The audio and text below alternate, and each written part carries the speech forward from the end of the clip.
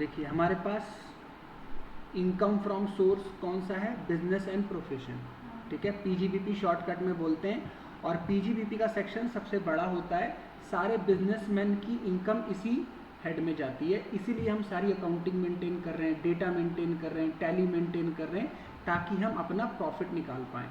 क्योंकि पीजीबीपी का प्रॉफिट जो होगा वही आपका कैलकुलेशन पर्पज से यूज़ किया जाएगा इनकम टैक्स। लेकिन अभी मैं आपको बताऊंगा कि जो आपका प्रॉफिट टैली में आता है उस पर टैक्स नहीं दिया जाता। इनकम टैक्स अपना प्रॉफिट कुछ एडजस्टमेंट करवाता है आपसे, कुछ चीज़ें अलाउ होती हैं, कुछ चीज़ें डिसअलाउ होती हैं, उसी चीज़ का हमें यहाँ पे देखना है। तो देखो सबसे पहले यहाँ पे अगर हम फॉर्मेट की बात करें, देखो हर अपने हेड में ना सबका एक फॉर्मेट है, सैलरी का फॉर्मेट है, कैपिटल गेन का है, हाउस प्रॉपर्टी का है। तो यहाँ पे कैसा फॉर्मेट है, देखो यहाँ पे लिखा हुआ है how to compute income from business और प्रोफेशन, राइट। तो यहाँ पे आपका जो नेट प्रॉफिट होगा, जो आपने बुक में मेंटेन किया होगा, उसको हम पकड़ेंगे और उसमें कुछ चीज़ें प्लस करेंगे, कुछ चीज़ें माइनस करेंगे। प्लस का मतलब क्या होता है, डिसअलाउ। प्लस का मतलब क्या है, वो आपने खर्चे जो है दिखा रखे हैं अपने बुक्स ऑफ अकाउंट्स में, उसको हम डिसअलाउ करेंगे। और जो हम माइनस करेंगे, इसका मतलब कोई ऐसी इनकम जो आपकी इस हेड की नहीं है, उसे हम माइनस करा देंगे। ठीक है, देखते हैं। देखो जैसे लिखा हुआ है expense debited to PNL account but not allowed, allowed allowances नहीं है, नॉट अलाउड मतलब ये अलाउड नहीं होते। जैसे कैपिटल एक्सपेंस है ना, आपको अकाउंटिंग नहीं आती और आपने क्या किया, रिपेयर, एसी एसेट सारे खर्चे प्रॉफिट और लॉस में ले लिए, तो उससे तो आपका प्रॉफिट कम हो गया। तो आपके प्रॉफिट को हम बढ़ाएंगे, यानी कैपिटल एक्सपेंस को ऐड करेंगे। ऐसी पर्सनल एक्सपेंस, चैरिटी डोनेशन जो आपने दी है, ऐड बैक करेंगे। ऐड बैक क्यों कर रहे हैं, क्योंकि ये डिसअलाउ है, हम आपको मानेंगे आपने प्रॉफिट को कम किया है।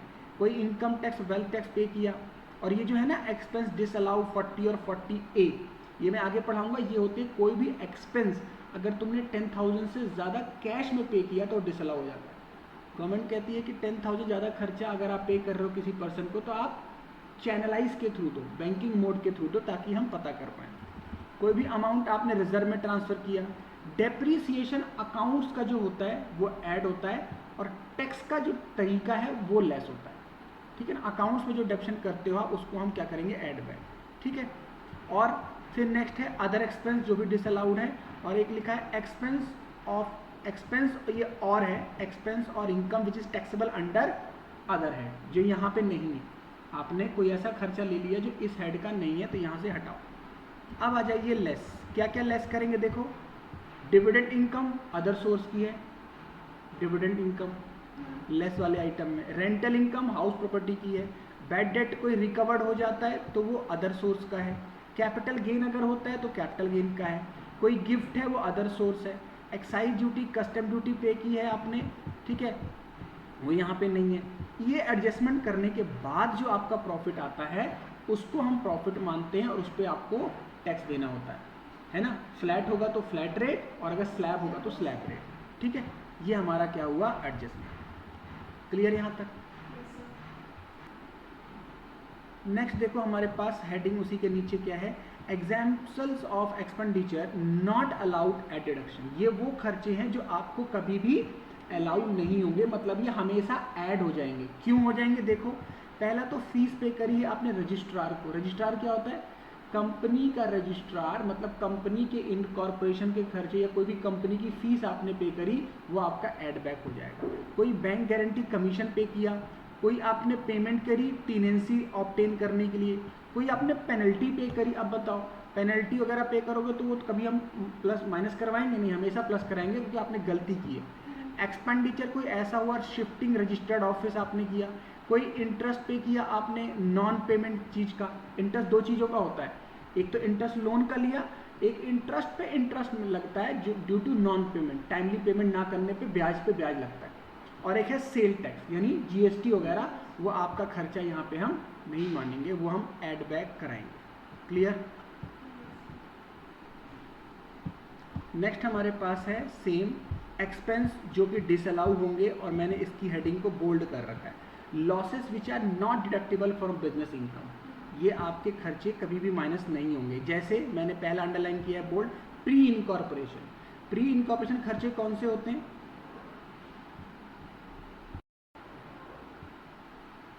ये वो खर्चे होते हैं, जैसे मान के चलिए कंपनी, आप डॉक्यूमेंट के हिसाब से इनकॉर्पोरेट कराते हो, मुझे बिजनेस करना है तो कंपनी, जब आप सारे दस्तावेज जमा कर दोगे तब आपकी कंपनी को certificate of commencement of business मिलता है। लेकिन काम आप शुरू कर देते हो पहले से, क्योंकि डॉक्यूमेंटेशन में टाइम भी लग सकता है।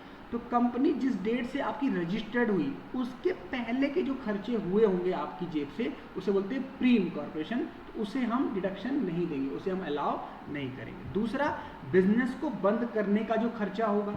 तीसरा, कोई अगर खर्चा है डैमेज का, डिस्ट्रक्शन का, किस चीज़ का, कैपिटल एसेट्स का। कोई ऐसा खर्चा which is incidental to carry on business of the SSC, loss which is not incidental, मतलब ऐसा खर्चा जो आपके बिजनेस से रिलेटेड ही नहीं है। बिजनेस रिलेटेड सारे खर्चे हम माइनस करा देंगे, लेकिन जो अपार्ट फ्रॉम दैट है वो नहीं। Loss due to sale of securities held as investment, ये क्या है, loss due to sale of securities. Securities का यहाँ तो हम ट्रीटमेंट ही नहीं करेंगे, क्योंकि security sale purchase capital gain में जाता है। लॉस कॉज बाय फोरफीचर और एडवांस, ये क्या होता है, हमने कभी किसी को पैसा दिया और हमारा जब्त हो गया क्योंकि हमने पूरी पेमेंट नहीं की।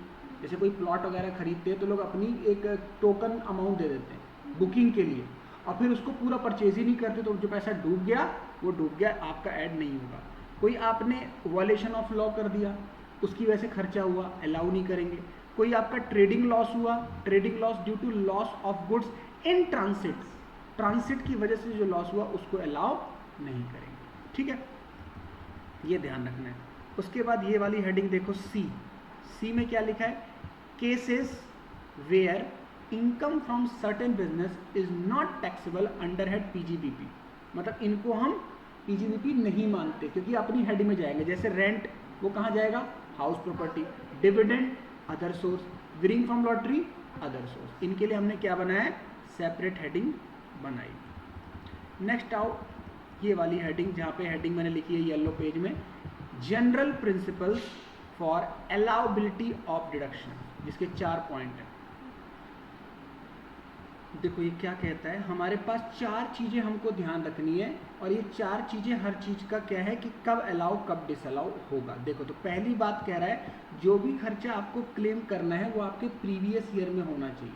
प्रीवियस ईयर बोले तो जिस साल का आप प्रॉफिट कैलकुलेट करो, प्रीवियस ईयर बोले तो फाइनेंशियल ईयर। अगर वो उसके पहले का है और अगले साल का है तो हम अलाउ नहीं करेंगे। दूसरा है पर्पस ऑफ बिजनेस में होना चाहिए, other than purpose of business तो अलाउ नहीं करेंगे। डिसकंटिन्यूड बिजनेस का नहीं होना चाहिए, मतलब मैंने बताया था ना अभी, क्लोजिंग बिजनेस से कोई खर्चा अलाउ नहीं होगा। और एक्सपेंस इनकट बिफोर सेटिंग अप, होता है ना प्री इनकॉर्पोरेशन का अलाउ नहीं होगा। ये चीज़ें इंपॉर्टेंट। ठीक है, नेक्स्ट देखो डेप्रीसिएशन। डेप्रीसिएशन में मैंने अभी आपको फॉर्मेट में बताया था कि जो आपने डेप्शन कैलकुलेट कर रखा है वो तो अकाउंटिंग नेचर का है, तो अकाउंटिंग नेचर का डेप्शन डिसअलाउ होके हम कौन सा माइनस कराएंगे, इनकम टैक्स का, क्योंकि इनकम टैक्स में ना असेट्स को क्लासिफाई करके और डेप्शन का रेट बता रखा है। आपको उतना मिनिमम डेप्शन लेना, मैक्सिमम आप ले सकते हो नोट्स बता के कि इतना हम ज़्यादा ले रहे हैं। ठीक है, तो पहली बात होता है डेप्शन आपको लेना है, और ये मैंडेटरी होता है, मतलब कोई कंपनी डेप्शन चार्ज ना करे ऐसा नहीं हो सकता। आपको डेप्शन माइनस करने के बाद ही प्रॉफिट आपको कैलकुलेट करना है। ठीक है, अब डेप्रीसिएशन लेने के लिए एक कॉन्सेप्ट है, उसे हम बोलते हैं ब्लॉक ऑफ एसेट्स। क्या बोलते हैं, block of assets. Block of assets का मतलब होता है जैसे कि ऐसे एसेट्स और उनका नेचर सेम है। ब्लॉक ऑफ एसेट्स का मतलब होता है assets having same nature and same use, उसको हम एक ब्लॉक कर देते हैं। जैसे कंप्यूटर, लैपटॉप, प्रिंटर, इनको हमने एक एसेट बना दिया है ना, जैसे फैन, चेयर्स और इक्विपमेंट्स, इसको एक हेडिंग बना दिया। ठीक है, इसे बोलते हैं ब्लॉक ऑफ एसेट्स। तो इसके जो रेट्स हैं ना, देखो इस तरीके से रेट डिफाइन होते हैं, है ना, बिल्डिंग के rate, furniture, planter machinery, pollution equipment, तो ये जो रेट्स हैं इसमें अपडेशन होती रहती है। तो ये अभी एक तरीके से आप देख लो, इसमें जो लेटेस्ट अपडेट है अभी हम डिस्कस नहीं करेंगे, ये रेट फाइनल नहीं है, लेकिन आपको ये समझना है कि इनकम टैक्स में रेट्स प्रिस्क्राइब होते हैं। अब जैसे बिल्डिंग है पहला एग्जांपल, तो बिल्डिंग को इन्होंने कैसे क्लासिफाई किया, रेजिडेंशियल बिल्डिंग पे अलग डेप्शन और नॉन रेजिडेंशियल यानी कॉमर्शियल पे अलग, इस तरीके से उन्होंने क्लासीफाई किया। जैसे मोटर व्हीकल पे उन्होंने अलग अलग क्लासीफाई किया है। हमें समझना है कि जो इनकम टैक्स का रेट होगा वो अलाउ होगा, अकाउंट्स का डिसअलाउ हो जाएगा। क्लियर है? फिर एक कॉन्सेप्ट होता है, उसे हम बोलते हैं एडिशनल डेप्रीसिएशन। ये क्या होता है एडिशनल डेप्रीसिएशन? गवर्नमेंट ने बिजनेसमैन को ये बोला है कि जब भी आप कोई नया प्लांट एंड मशीनरी लोगे, कोई नया एसेट लोगे, उससे क्या होगा कि आप नए लेबर लगाओगे, नए रोजगार क्रिएट होंगे, तो हम आपको डेप्शन जो हमने पहले दिया वो तो आपको मिलेगा ही मिलेगा, आपको एडिशनल डेप्शन भी मिलेगा। यानी आपको जिस साल आपने एसेट खरीदा है उस साल उस एसेट्स पे नए वाले पे 20% और मिलेगा। मतलब नॉर्मल भी मिला और एडिशनल भी मिला, जिससे आपका प्रॉफिट कम होगा। तो ये आपको एसएससी का फायदा है, इसे बोलते हैं एडिशनल डेप्रीसिएशन। और इसका रेट कितना है 20%। पहले ये कुछ स्टेट तक था, लेकिन अब ये पूरे स्टेट्स में है। अब कोई स्टेट की लिमिट नहीं है, कहीं भी आप इंडस्ट्री खोलो, नए एसेट लगाओ, तो आपको क्या मिलेगा एडिशनल डेप्रीसिएशन का बेनिफिट मिलेगा। क्लियर है?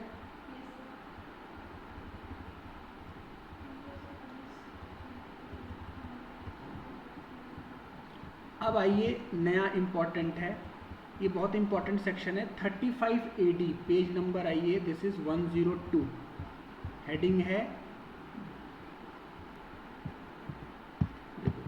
Deduction in respect of expenditure on specified business. Specified business का मतलब होता है गवर्नमेंट कुछ सेक्टर को, कुछ एरियाज ऑफ बिजनेस को प्रमोट करना चाहती है। गवर्नमेंट चाहती है कि उस सेक्टर में जितने ज़्यादा बिजनेस सेटअप होंगे उससे इकोनॉमी को फायदा होगा, तो उसको प्रमोट करने के लिए सरकार ने कई सारे टैक्स के बेनिफिट्स दिए हुए, उसे हम बोलते हैं स्पेसिफाइड बिजनेस।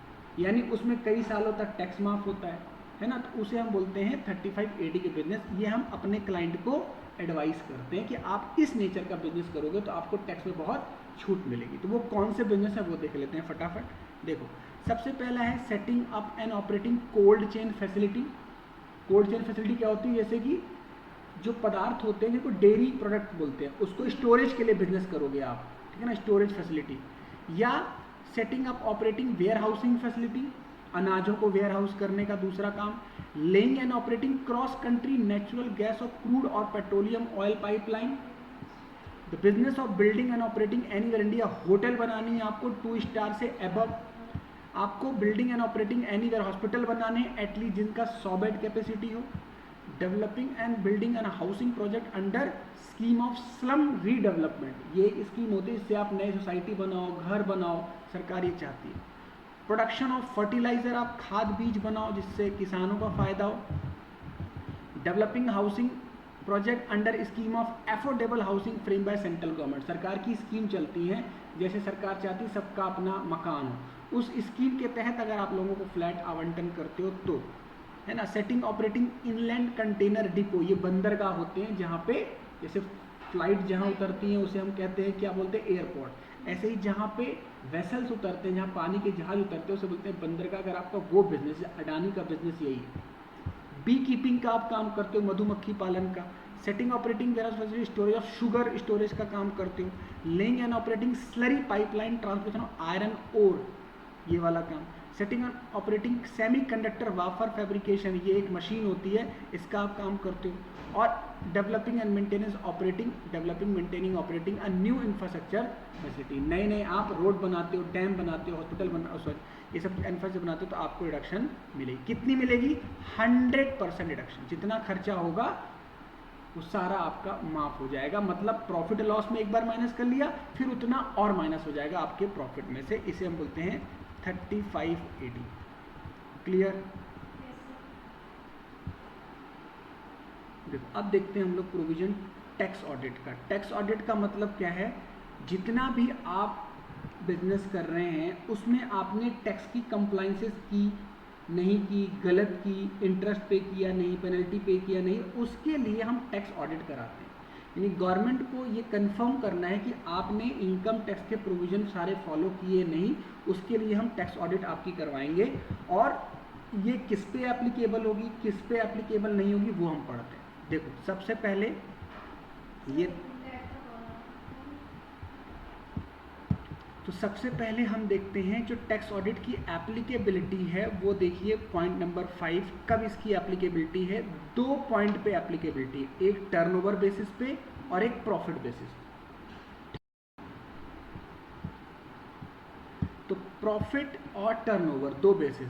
सबसे पहले देखते हैं हम लोग टर्नओवर बेसिस पे हमारी एप्लीकेबिलिटी कब है। देखो नॉर्मली लिमिट हमारे पास 10 करोड़ है।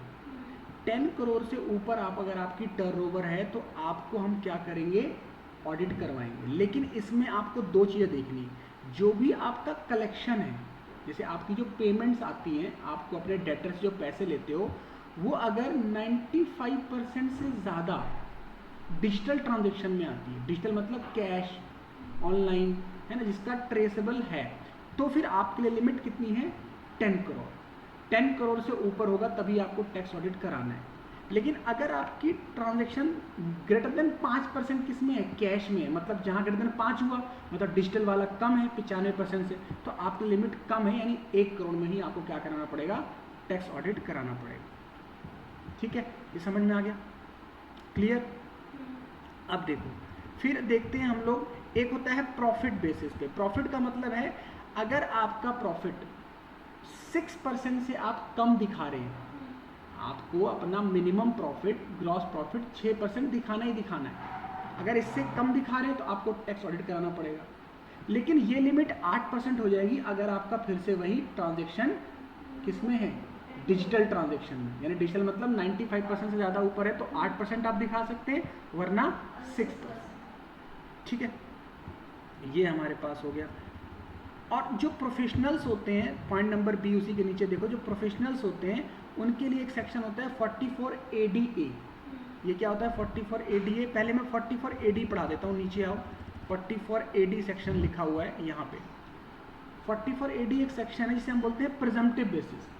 प्रिजम्पटिव का मतलब है मैं कोई अकाउंटिंग नहीं करता, मैं कोई टैली नहीं बनाता, मैं अपना प्रॉफिट अंदाजे बेस पे बता रहा हूँ, तो उस अंदाजे बेसिस पे आप बना सकते हैं, इसे बोलते हैं 44 AD। तो 44 AD में क्या कर सकते हो आप, इसमें ये लिखा हुआ है कि आपकी टर्नओवर अगर 2 करोड़ तक है तो आप 44 AD ले सकते हो, उसके ऊपर है तो नहीं। यानी पहली कंडीशन क्या है, टर्नओवर किससे ऊपर ना हो, 25 से, और मिनिमम प्रॉफिट कितना दिखाना है, 8%।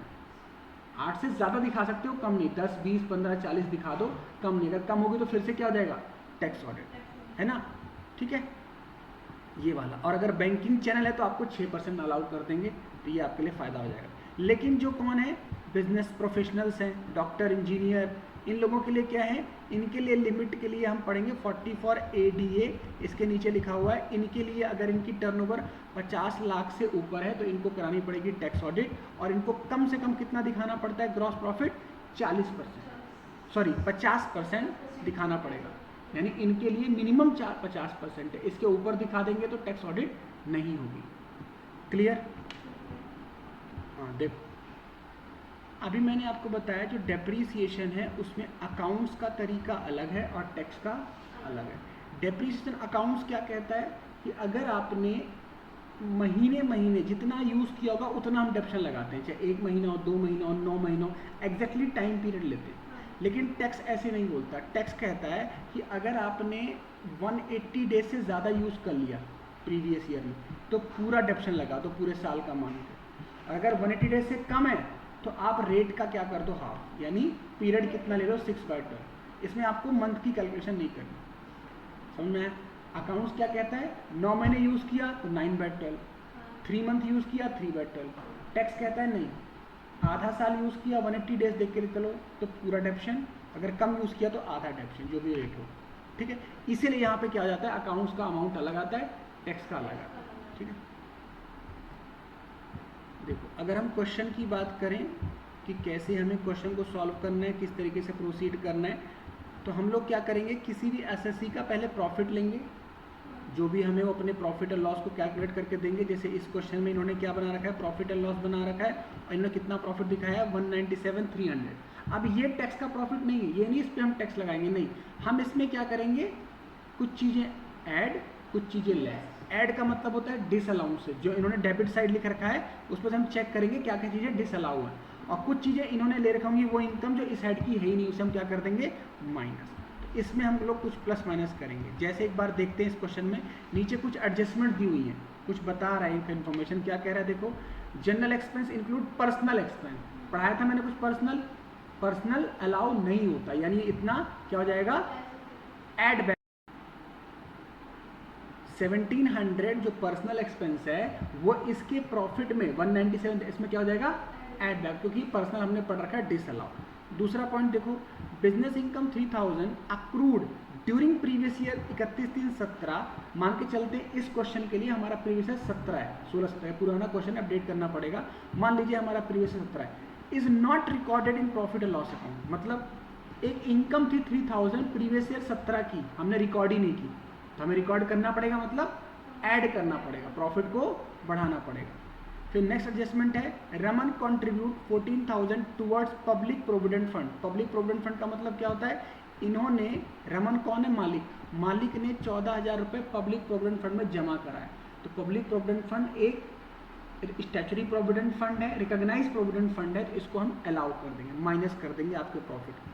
Depreciation building furniture comes to 3000 according to tax provision, मतलब टैक्स का डेप्शन कितना है 3000। ऊपर जब हम प्रॉफिट का पढ़ेंगे, जिन्होंने परफॉर्मा दिया है उसमें अकाउंट्स का दिया होगा, उसे हम क्या कर देंगे, ऐड, यानी अकाउंट्स वाला एस और कौन सा वाला माइनस, टैक्स वाला।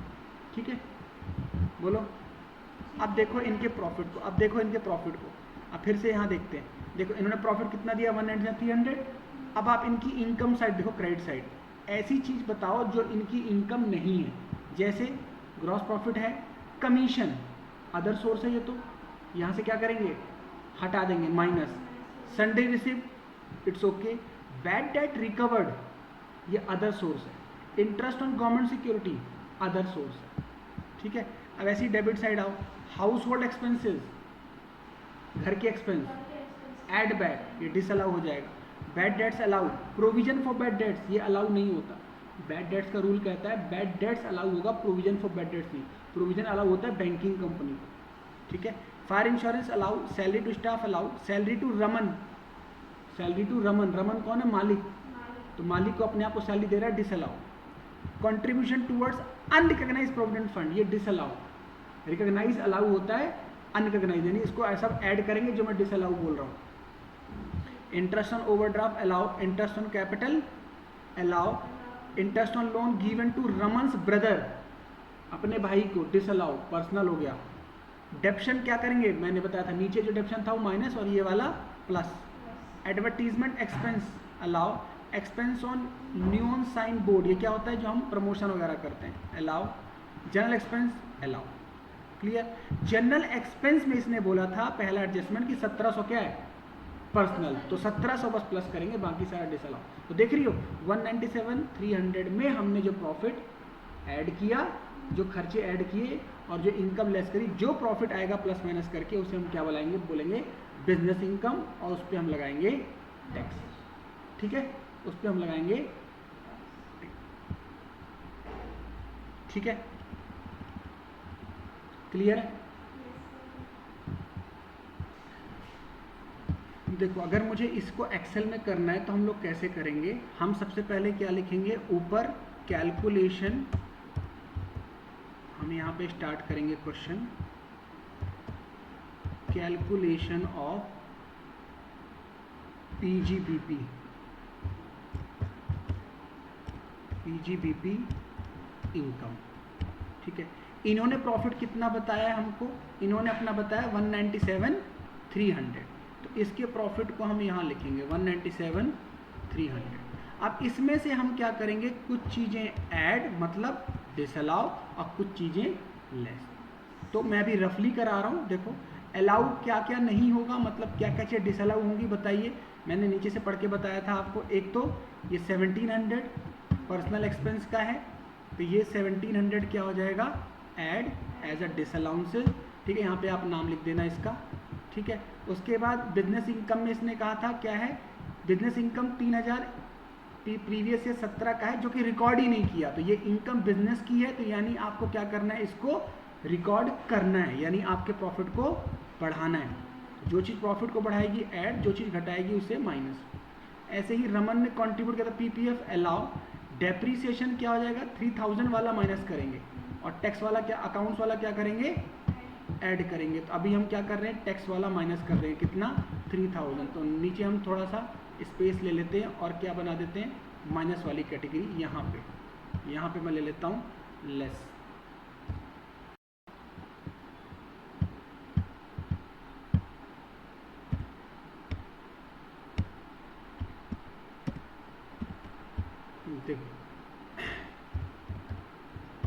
अभी यहाँ पे टैक्स वाला डेप्शन लेंगे। कौन सा डेप्शन? टैक्स वाला। कितना अलाउ था? कितना था हमारे पास? यहाँ पे हमारे पास था टैक्स वाला 3000, तो हम लोग कितना लेंगे? 3000 यहाँ पे अलाउ कर देंगे। ठीक है, 3000 ले लो ये। और अब जो फॉर्मेट में अलाउंसेस डिसअलाउंसेस थी वो देख लो, तो क्या क्या डिसअलाउ हो जाएगा, समझ आएगा कैसे ऐड कैसे लेस करना है। अब बताओ, ये जो इनकम्स हैं ये आपके प्रॉफिट में ऑलरेडी ऐड हो रखी है, तो वो इनकम जो इस हेड की नहीं है उसे क्या कर देंगे? लेस। तो क्या क्या लेस कर देंगे देखो, एक तो बैड डेट्स और इंटरेस्ट ऑन गवर्नमेंट सिक्योरिटी और एक कमीशन। ठीक है, और यहाँ पे वो खर्चे जो खर्चे अलाउ नहीं होंगे उसे क्या कर देंगे? ऐड। तो क्या क्या ऐड कर देंगे देखो, household expense, provision for bad debts, salary to Raman, है ना, कंट्रीब्यूशन टूवर्ड्स URPF, उसके बाद interest on Raman's brother loan, फिर डेप्शन ये वाला अकाउंट्स वाला 13600, है ना, और फिर एक्सपेंस बस। तो उसके बाद जो प्लस माइनस करने के बाद आएगा यहाँ पे आपका दिस वन, वो हो जाएगा income under head business and profession. समझना है? इस तरीके से हम लोग करते हैं। तो प्रॉफिट आपको जो टैक्स है इस पे नहीं देना, इनकम टैक्स आपको जो फाइनल अमाउंट आएगा एडलेस करने के बाद उस पे देना। क्लियर?